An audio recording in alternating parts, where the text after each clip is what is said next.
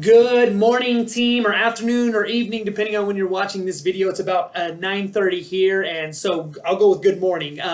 Hopefully, you're off to a great start for this semester. We're rocking and rolling. Couple weeks in now. Hopefully you found your rhythm. Hopefully, you're diving into content. Maybe even doing some of those first assessments or major assessments with your students. And so, reminder.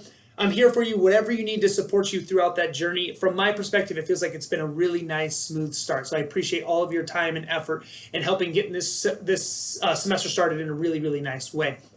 I have a couple of quick announcements for all of you. Remember, I'll try to do these videos maybe bi-weekly if I can, just to kind of, or whenever I have announcements, I guess, to kind of share some things. The first thing is you should have received an email in regards to CART training. So what CART training is, it's the child abuse and neglect training that we have to go through as mandatory reporters in the state of Colorado. And so this training will help you kind of identify abuse and neglect, what to do if you've identified abuse and neglect, and who to call if you need to report some sort of abuse and neglect. Before you do the CART training, I just want to remind you, I'm here for you to help you through that process. So if you ever suspect a student that's dealing with some stuff that you're not sure of, please let me know, Mindy know, Amanda, Cheryl, somebody knows, so that way we can get that student some support. So ultimately, this training, you should have gotten an email. I need you to complete the training by the end of this month. And so the training is probably going to take you maybe 20 to 30 minutes. It's a 50 or 60 PowerPoint slide presentation that you have to go through with a quiz at the end. The good news is the quiz is just a simple yes/no question of yes, did you go through the information, or no, did you not go through the information? So really, you just need to get through that PowerPoint presentation. I encourage you to take a few minutes to look at it because it is really, really important. Second announcement, Convocation Day. So next Tuesday is our All Ames Community College Professional Development Day that they call Convocation Day. What this means is that they close all campuses and bring the entire staff and faculty together to do some announcements, professional development, so on and so forth. It is not a regular day here at ECA. And so actually, as a matter of fact, there's no classes that happen on that day.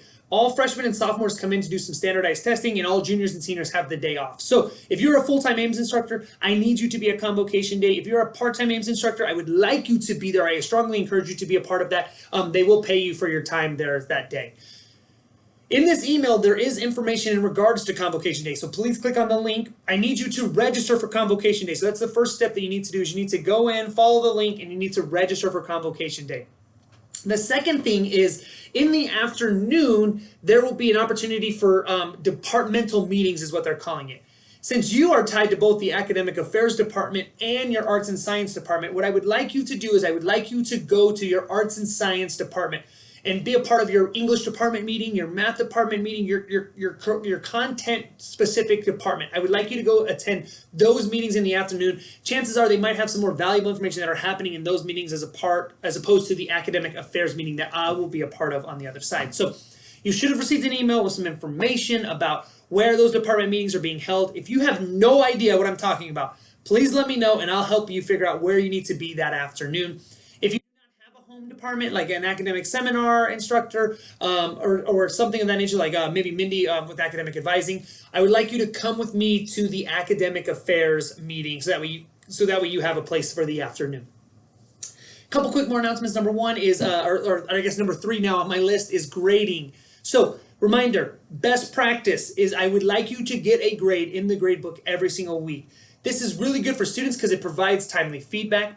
This is really good for us as administrators because we can track students' progress and we have an accurate snapshot of where students are at. And finally, it's good for you because I think the worst thing you can do as an instructor is get behind in grading to the point where you're doing all-night grading sessions on Saturdays and Sundays to grade 10 assignments that you're dumping in the grade book at once.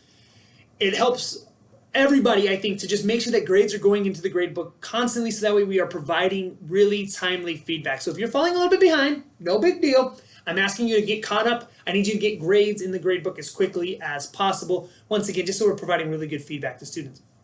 As you're going through this grading process, a friendly reminder is we have that early alert form. That form, that link, I put in this email again just in case you need it, is a way for you to communicate with the administrative team if there are students that you're concerned about for any reason. Grading, attendance, behavior, anything. It's just a place for you if you're thinking as you're going through grading, you're like, holy cow, Ray is not doing very good or he hasn't turned in a couple of assignments.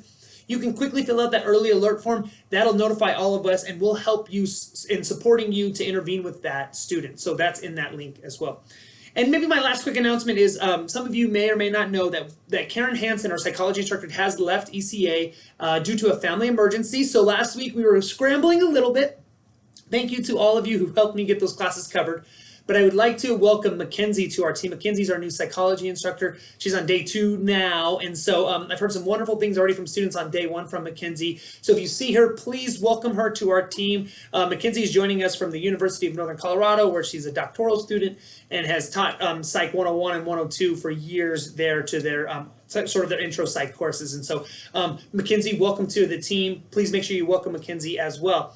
That's all I got. It was a lot. I apologize, but all the information's in the email. Let me know if you have any questions, comments, concerns, and like always, really appreciate all of your time and effort. We're off to a great start.